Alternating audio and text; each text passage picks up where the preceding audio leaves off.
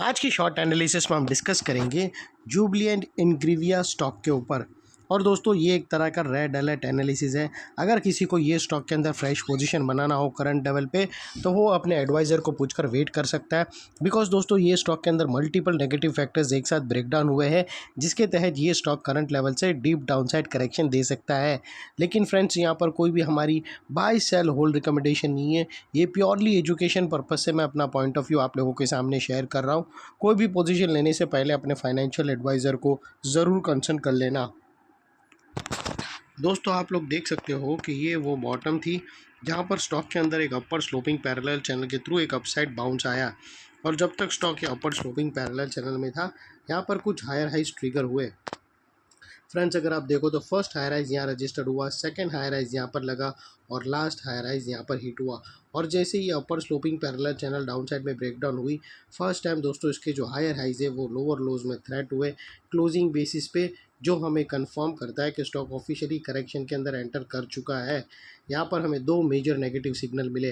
पहले तो इसने अपर स्लोपिंग पैरेलल चैनल को डाउन साइड में ब्रेक डाउन कर दिया, जिसके वजह से जो अपसाइड मोमेंटम मेंटेन था वहाँ पर अल्टीमेटली ब्रेक लग गई।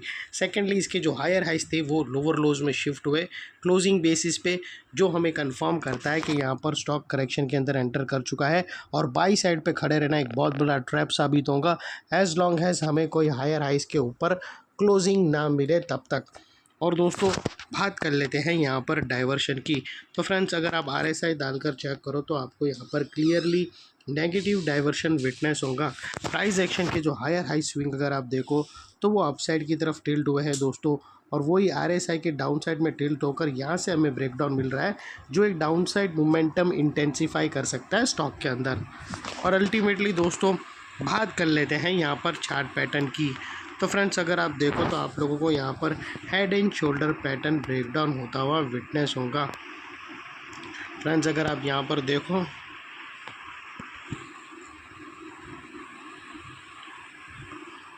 दोस्तों, अगर आप देखो तो आपको यहाँ पर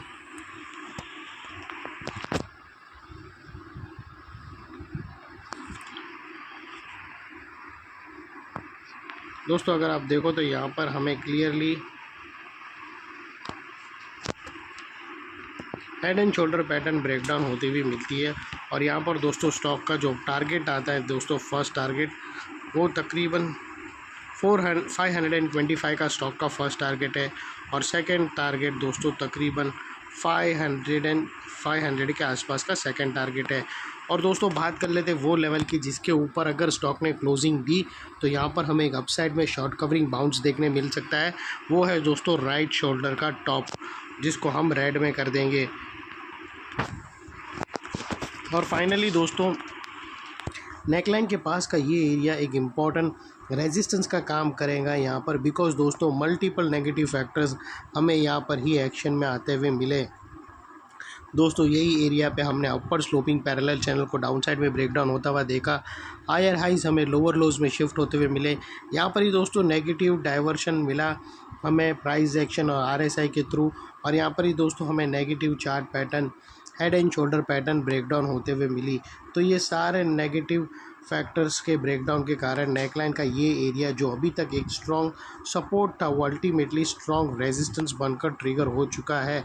और इतने बड़े स्ट्रॉन्ग रेजिस्टेंस के ऊपर शॉर्ट सेलर लोगों का स्टॉप लॉस रहेगा जो आसानी से हिट नहीं होगा, और अगर ट्रिगर हो जाता है तो हमें वहाँ पर एक शॉर्ट कवरिंग बाउंस अपसाइड में देखने मिल सकती है।